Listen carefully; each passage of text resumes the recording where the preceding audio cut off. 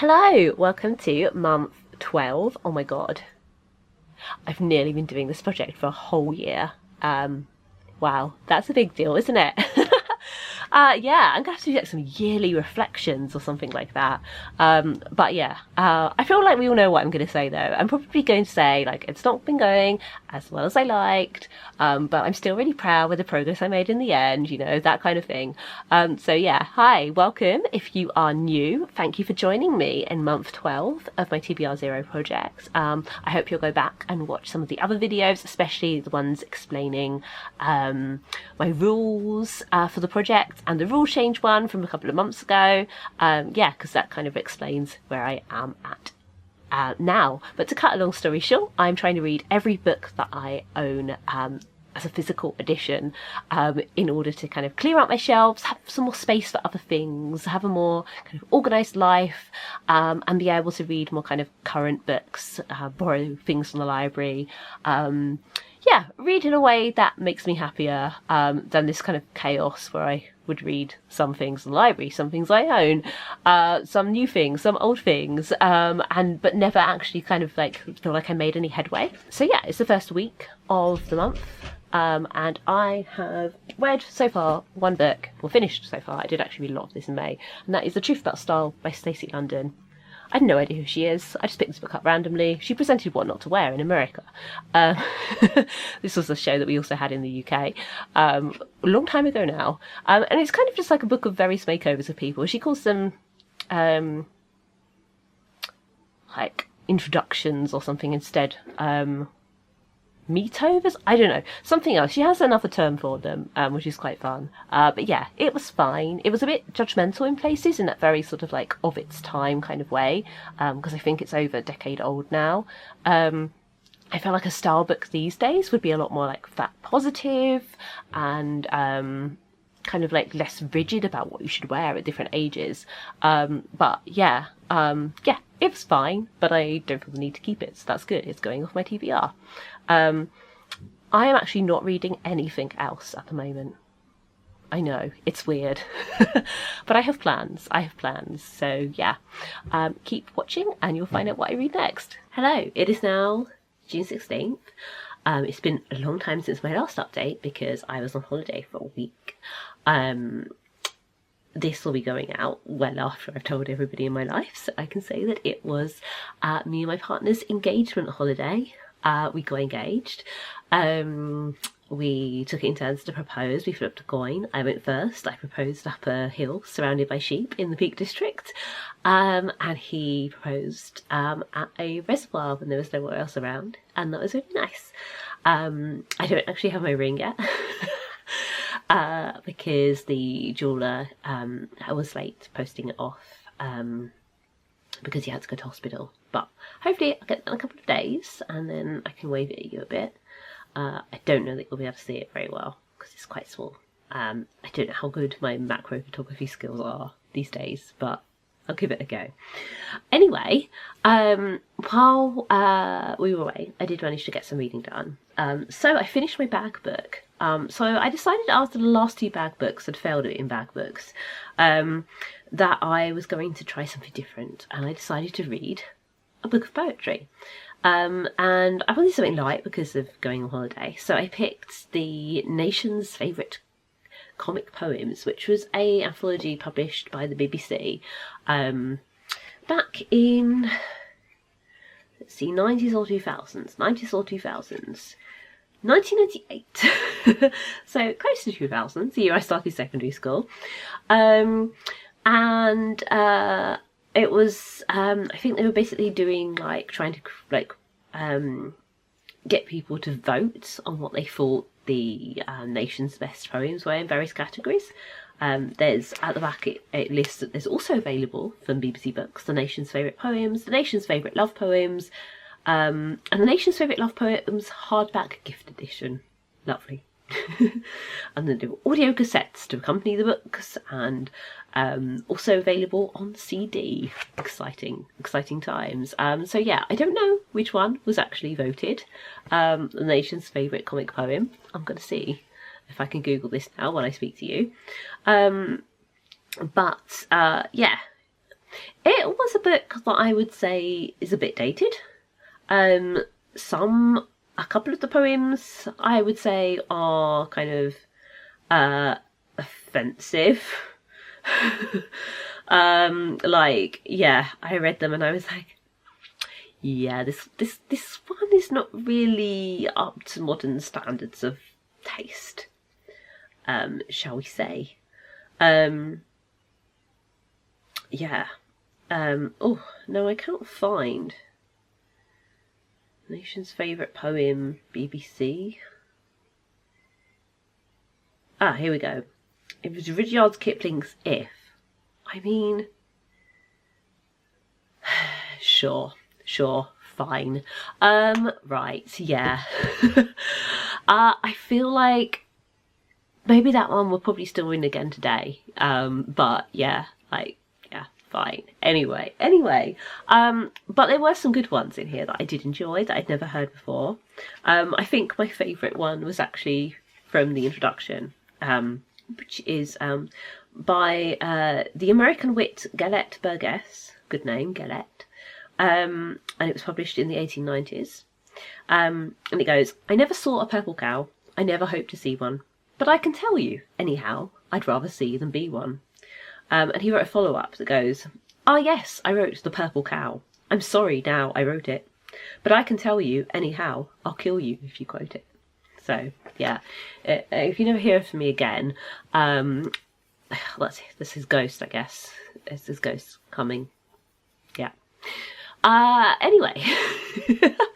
Arrest the Ghost. Yeah. So yeah, but it was a quick read because it's poetry and there's a lot of space on like every page. And there were some I genuinely really enjoyed and laughed out loud at. But yeah, it's not a book I'm going to treasure. I did sort of note down my favourites, took pictures of the ones which are out of copyright because why not? And yeah, that's it. It was funny because there were like a couple of authors who I feel like have more famous and better loved comic poems than the ones that are in here. There were a couple that I genuinely thought were not comic poems. They were actually depressing. And yeah, I was like, is this meant to be funny? Because I think this is just like bleak. Like maybe you could see it as satirical, but it's not really what I think of when I think of comic poems. So yeah. Anyway, I think I picked this up at in a book box at some point, and to a book box it will be returning. Then I finished reading A Change of Heart at the Vintage Dress Shop by Annie Darling, which is the sequel to, and I'm going to get the title right this time because I said Notting Hill instead of Primrose Hill in my last video, or the video before last, whenever it is that I read it. The Little Vintage Dress Shop in Primrose Hill. Yeah, that's what it's actually called, not Notting Hill. I'm a South East Londoner, right? Like, I can't keep North London places straight. Like, like, you know, I'd never confuse, like, I don't know, Greenwich and Woolwich or whatever. But yeah, the hills of North London. Anyway, I loved this. I knew I was going to love it from the second that it was announced on the author's Instagram who the protagonist was.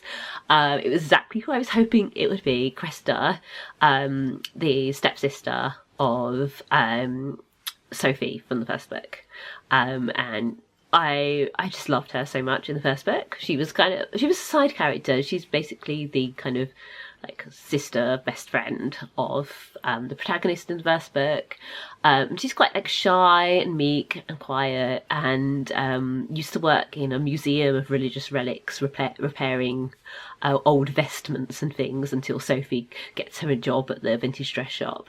And yeah, they have a little bit of some adventures in the first book, but I just loved her so much. I wanted to see more of her, and when the author announced that she was going to be the protagonist of this one, I was like, yes, get in. I wanted to see Cressida's story so much, and I wanted to see her end up with a better man than the boyfriend she's depicted as having in the first book. So yeah, I was hyped for this, and it was not disappointing at all. Loved it. Thought it was brilliant. Would read again. I think it has all of the lovely details about the workings of the shop and of vintage fashion that kind of found in the bookshop series. It's, yeah, if you love the bookshop series, then I think you'll enjoy this. And if you like kind of like light-hearted romance, yes, you definitely read this series because it's a lot of fun. And yeah, there we go. I am currently quite near to the end of Create Space by Dilly Carter. Dilly is one of the presenters, I guess, is that the right term? One of the experts on the BBC show Sort Your Life Out. If you haven't seen Sort Your Life Out and you like any shows about decluttering, organising, etc., please go watch it. There are multiple series available. You'll have a wonderful time. It is the most like life-affirming, moving thing I have seen on TV in ages. I have cried at so many episodes of this show. Oh my god. The only thing that makes me cry more is the repair shop. Literally, I cannot watch an episode of the repair shop without crying. But Sort Your Life Out is nearly that high. And I love it, and I've watched every episode. So Dilly Carter is like the organisation expert. And Create Space is a book that she wrote a few years ago now about basically like home organisation. Now, I've read a few books on home organisation, and often I found them not very relevant to me, or like just like not really practical to implement. Like, I really enjoyed The Life-Changing Magic of Tidying Up by Marie Kondo, but it's quite difficult to actually do what she recommends, like put all of the stuff in a room in the middle of the room. Like, who has the time to go through all of their stuff in one big go like that? And who has the space? I mean, Sort Your Life Out, they achieve this by hiring a warehouse, and they empty out each family's homes and put all the stuff in the middle of the warehouse, and basically get them to choose like what to throw away, what to donate, what to bring back to their homes. But yeah, obviously that is quite a big project that most people cannot do, although you can apply to go on that show. If you need help, apply to go on that show. They are so lovely and kind to all the people on there. They just seem really real. I just love all the experts. It made me a massive Stacy Solomon fan. I had no idea who she was before, so there we go. Yeah, anyway, what I really loved about Dilly's book was that it's just really warm. Right? I haven't even finished it yet. I'm talking about it like I finished reading it, but it's just really warm, and it has like really practical ideas. And I'm somewhere where I have a lot of stuff, but it's concentrated in a few key areas. So that's another reason why these kind of books are often not relevant to me, because it's not like I have loads of stuff that doesn't have a purpose and that I don't want. My problem is actually that I have a lot of stuff that I do want. Sometimes like clutter accumulates, like paperwork or like stuff in my bathroom cabinets. I really need to declutter my bathroom cabinet, I've realised after reading the bathroom section of this book. I have a lot of clothes, I have a lot of books, I have a lot of craft supplies, and these are things where it's just these three like key areas. I don't have a lot of stuff outside of these key areas, but it's just like I've got really emotionally invested in these key areas. So it's not like I can just do a big declutter and get rid of stuff, because like I love the things I have in those categories. I don't actually have like excess that I don't need or love. You know, I've gone through my clothes multiple times. I give away most books that I read after I've read them. The paperwork is sometimes a bit of an issue, but I usually just sort of blitz it in one go, get rid of loads of stuff about once or twice a year, and then yeah, it sort of builds up again. But yeah, like I'm pretty good, but the organisation is where I can always get tips and benefit and stuff. And like, it's just the way that Dilly describes things, you know, like she says that like your bedroom should feel like a hotel room. It should have that kind of luxury feel to it, you know, it should be soothing and calming. And she talks about that way about a bit about bathrooms and office spaces. The only point where we kind of disagree is the living room. She's like, your living room should have nothing in it except for your sofa, your TV, bookshelves, you know, forms of entertainment like that. You know, it should be very like calm and neat, and you shouldn't have like your heiress drying your clothes. And I'm like, I have to have my heiress drying my clothes in the living room because there's the only room in the house with space. So it's going to happen, you know, I'm going to see them there. There is going to be like this chore kind of going through in my living room because that's the only place I have for them. So yeah, I do have to disagree on that part. But otherwise, I'm finding the book really motivating. It has helped me identify some key areas in my home that I could improve, such as the bedroom. Like I think I'm going to look at like putting some hooks on the back of the bedroom door to hang my bag up. Because at the moment, like I put whatever bag I'm using on the floor, and then it's really annoying having to like move it when I run like my robot vacuum. So if I had a hook on the back of the door I could hang it up on, I wouldn't have to pick it up, and it wouldn't make the floor feel cluttered. It would be like much easier and organised. And so say I want to organise the bathroom cupboard. So yeah, I'm getting some tips, but I haven't finished yet. I'm sure there's more that I will pick up and do something with. And the fiction-wise, reading Create Space has just really filled me with zeal for getting rid of some of these Illumicrate books. And also the fact is, this is the last month of the quarter. I have loads of books in both last quarter and this quarter to read. I've really got to crack on and read some of them. So basically, I got home on Friday and I was like, right, we're going in. And I started off by making a list. So I wrote out again all of the books that fall into these categories of being from these quarters. And I wrote out how I would get hold of the sequels. So all of them have sequels that are available at the library, but some of them have sequels that I could get like immediately from the library without having to put hold on. Some of them have sequels I would have to put hold on digitally. Some of them only have the sequels available in hard copy, so I'd have to request that the book be delivered to my local library to pick up.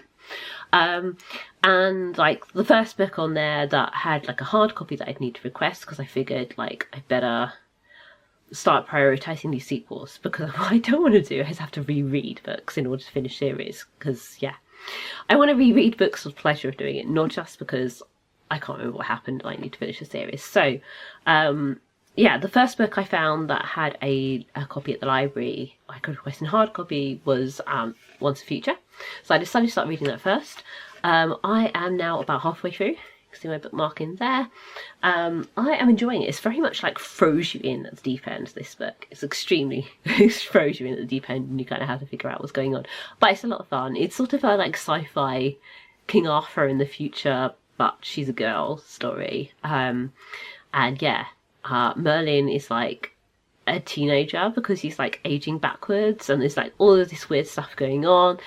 I'm not really sure entirely what's happening, but I'm enjoying it. So yeah, hopefully I will finish that tomorrow after work. I don't have a lot to do, so yeah, I think I'm just going to curl up with the book and have a lovely time and hopefully finish it. So yeah, there we go. And I think after Create Space, next I have another library book. Oh no, I have a NetGalley book, but it's sort of like a cookbook.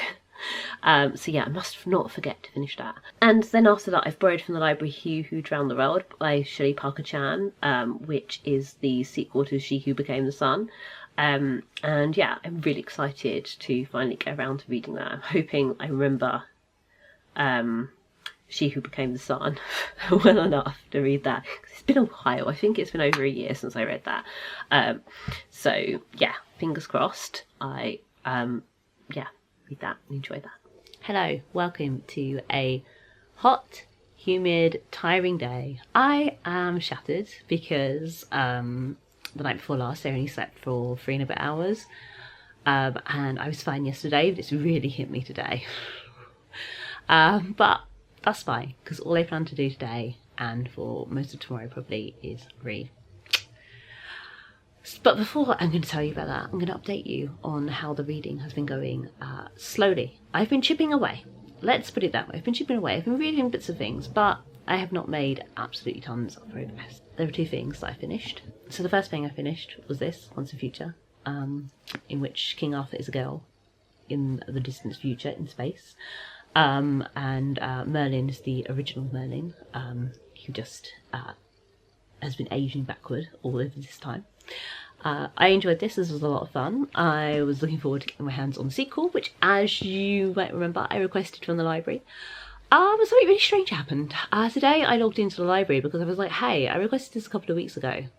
Where is it? Like, I put a hold on, I reserved it. My reservation was missing. It was just completely vanished. It was no longer on my account. And I was like, what? What? Like, I had like written down, and I had said in my previous update that that's what I'd done. I requested this book. So I searched for the title, Sword in the Stars, and there was nothing. Like, the book just didn't exist on the catalogue. All I can think of is that whoever at the library where the book is based, where the book lives, saw the reservation and went to look for it, and they discovered that the book was not where it was meant to be, and they couldn't find it anywhere, so they've removed it from the catalogue basically because it's been stolen. That's the only thing I can think of. Nothing else makes any sense. But I feel like in that instant they should send me an email and say, hey, sorry, we can't fulfill your reservation because the book's missing. I've just had nothing. It's just vanished. Like, it was never on there at all. And I was like, I'm sure it was on there because I'd written it down on a bit of paper and I'd mentioned it in my previous update. You know, especially when I saw the previous update, I'm like, I must have done it. Have to have done it. Has to have been there. So yeah, I'm quite annoyed about that because I was looking forward to reading that. Yeah, it is on Spotify, so I can listen to the audiobook. Didn't really wanted to read it again, but there we go. There we go. It's that, or put it off until, like, in the future I can buy books again. But yeah, I didn't really want to do that. Hey. I did go on the library ebook catalogue and hit notify me. So if they buy the book, but they don't have the first one, so they have to buy the first one as well, which I also did hit notify me on, in a bid to like bring it to the attention of library staff so they can buy it. But yeah, probably won't happen because it was published a while ago now, and they're much more likely, I've found, to buy recent things.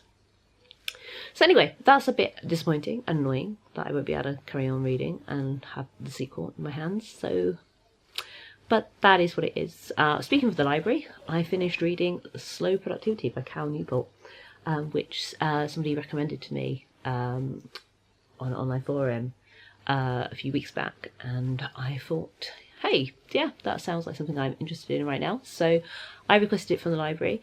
I did enjoy it. It does have some useful stuff in there, but at the same time I also found it really frustrating, because it talks about all of these great thinkers and how it took longer for them to produce their great works than we might think, and kind of the conditions they needed in order to do this. And like, yeah, you know, like on the one hand, I'm like, great, it's really validating that actually Jane Austen didn't write all her novels to publication standard, like secretly on little bits of paper while, you know, she was in the drawing room around seeing people. It's great to learn that actually she did most of her writing work within a 5-year period after her brother inherited an estate, and she could go and live on that and kind of like quietly have a life of leisure.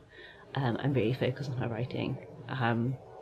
Yeah, it's great to learn that. It's kind of validating on the one hand, but on the other, it's like, I can't do that. Yeah. So, yeah, that's not my life situation right now. Yeah, I'd like to have a career break at some point, saving for that. But in the meantime, yeah. It's quite frustrating. Like, I feel like it's a book more orientated towards people who have, who are knowledge workers, but they only have one job. They're not like doing their job that pays and also trying to do like creative projects, personal projects around that. I think it's actually quite frustrating if you are doing personal projects, fashion projects, whatever, around a full-time job, to read this book and feel like, yeah, I'm not in a position to be able to give the work I love the time it needs. So yeah, mixed opinions, but the ideas are good. The ideas are good. Ali Abdaal did a video sort of summarising the book and the kind of the 3 main points, which I would recommend you check out if you don't want to read the whole book. But I did find it quite a quick read, and it is quite engaging because it has all of these stories and people from history and the way that they worked, and kind of contrasting that with this expectation of productivity that we've kind of copied from a factory model, rather than thinking actually about the type of work that needs to be done. But yeah, it does sort of leave the question of, well, if we're not quantifying work done, how do we kind of value it and make sure that somebody is like pulling their weight? This is such a manager thing to say. But yeah, you know, it's something that in an organization you do have to kind of think about, because, you know, you don't want some people to feel like they're working hard or they're producing more than other people, because that can build resentment. So yeah, that is kind of left open. But yeah, I would recommend it. It was an interesting book. And yeah, if it doesn't sound like your cup of tea, I still recommend checking out the Ali Abdaal summary of it. The third and last book that I finished reading since my last update was Wild by Cheryl, which I listened to on Audible. It's on the Plus catalogue at the moment. It's like an exclusive audioback version of it. I really enjoyed that, especially when I kind of like started reading it like around work. I think I started reading it a couple of weeks ago, and I started listening to it on a non-work day, and I didn't really get into it for some reason. But me being captive audience on the train listening to this, I got extremely into it and was listening to it when I got home as well. So yeah, I really enjoyed that. It's quite a famous kind of memoir of the author's time hiking the, what is it called? Pacific Crest Trail? PCT? Yeah. Which is like this big trail in America. And it goes through like some quite extreme like weather conditions, like there's snow, and there's also deserty bits, and places where it's really hot and places where it's really cold. And yeah, it was really fascinating to think about like the journey that she undertook, and like how she did it in the 90s, so it was like pre like having GPS on your phone and things like that, and she gets lost in several places and has to like kind of rely on the kindness of strangers, and that was really interesting.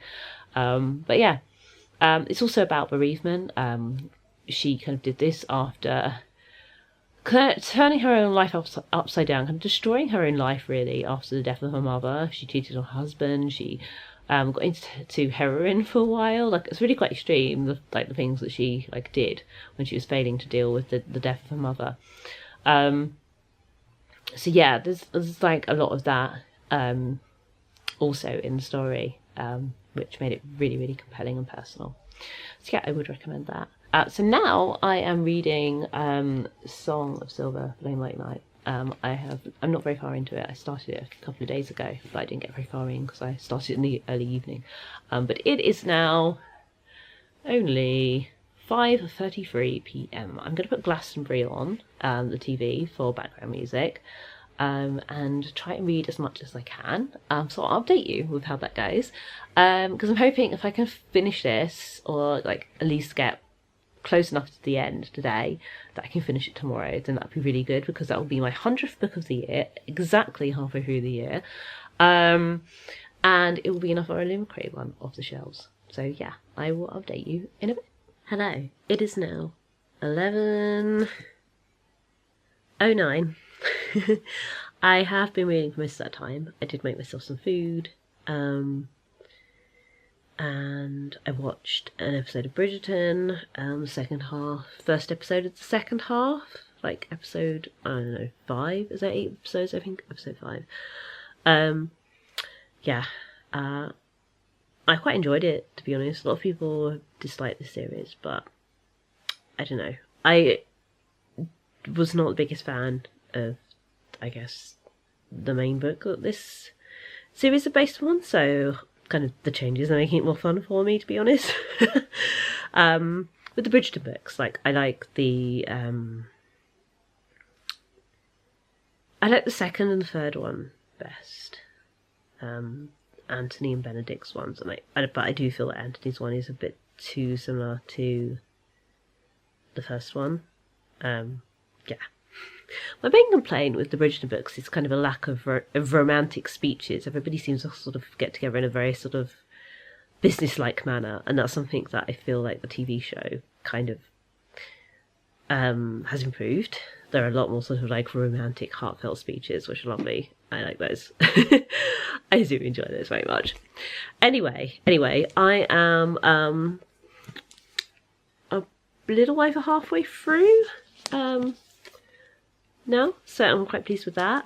I also, before I go get ready for bed, because I think I'm kind of done for the day now. I think I'm just going to get ready for bed now. I'm actually also partway through this book. This is a proof of One Silver Summer. It's a teen book, younger teen book, I guess, about two teenagers. One is an American girl who has been sent to live with her uncle in England after her mother died. I'm just reminding myself of the plot at the back because it's been a week. And a boy who, this is not written on the back, but this is just my memory, a boy who's from a really wealthy family and his parents are splitting up, and he's kind of run away from his boarding school to go back to the family home. Anyway, yeah, I started reading this last Saturday on the way to a friend's birthday drinks. I have been, as I kind of come across them or think of them, pulling books that are set during the summer into a little mini paperback TBR pile, figuring that it would be really nice to read some of those in July and August. So yeah, this was on that pile when I grabbed it last Saturday before going out to be my bag book. But I haven't put it in my bag since, so I haven't continued reading it. But yeah, I'm going out tomorrow, so hopefully I will read some of this on the way. So there we go. That's my update. I'm going to go get ready for bed now. Hello. It is now July. June is over. It's time for my final update of this vlog. I did not finish any more books. I tried really, really hard. I spent so many hours reading that Saturday, and then Sunday around my errands I read as much as I physically could. I was reading on the train, I read once I got home, I tried, I read and I read and I read, but it wasn't good enough. There just wasn't enough time for me to read everything that I hoped to, and to get another book finished. So that book will end in my July vlog. But now it's time for my tally. So I finished reading 7 books in June. 3 books that were on my TBR. Great. 1 book from NetGalley, 1 book that was a library ebook, 1 book that was a library print book, and another one from Audible. I think I would have read more had I not been on holiday for a week. I did read during the holiday. I made progress on the NetGalley book and the library ebook while I was on holiday. But I just don't read as much on holiday as I do in regular life. Unlike most people, on holiday I'm like out and about walking all day. And socialising, kind of, you know, I was hanging out with my partner, not sitting quietly reading like I would spend more time doing at home. So yeah, there we go. Read less than I thought. I also kind of got back into podcasts for a little while in June, so that kind of diverted me away from reading as many Audible books as possible. But there we go. I'm still quite happy with that. I'm still quite happy. I made some progress. I got some books off the list. I think 2 out of the 3 books that I finished reading I've already given away, so great. So yeah, progress slowly being made on the decluttering. I am now at the stage where I have a massive backlog of Illumicrate books from previous years to read, according to my whole quarterly plan. I think I'm going to have to try and prioritise this. This may be challenging because I found that I just can't read like too many fantasy books in a row. I need a break. So what I have begun doing is making a little summary contemporary kind of TBR pile by kind of going through some of my bookshelves when I've got the chance and looking for books that are set during the summer. So I think it's mostly contemporary YA with maybe a couple of adult things thrown in. I can't remember precisely what's on there off the top of my head. It's in the other room, but I'll show you to that. I'll show that to you in the July vlog, and you can let me know what you think of my plan to kind of shake it up a little bit and not just be sort of like caning the fantasy books, because I think as well of my plan to borrow sequels from the library, I am in danger of caning the fantasy books and getting a bit sick of them. I can't just read one genre all the time. And a lovely way to break up in summer is with contemporary books, especially contemporary YA. Contemporary YA is like my home genre. It's the one I always come back to. It's the one I've wanted to write in for the longest time. Yeah, it's just really enjoyable for me when it's done well. You know, I'm not saying that every book in that genre is perfect, but I love the ones that are very good. So yeah, thank you very much for watching. Please give this video a thumbs up if you enjoyed it. Let me know in the comments if you've read any of the books mentioned, what you thought of them. If you're doing your own TBR Zero project, I would love to hear about it. You'll see me again soon. Bye.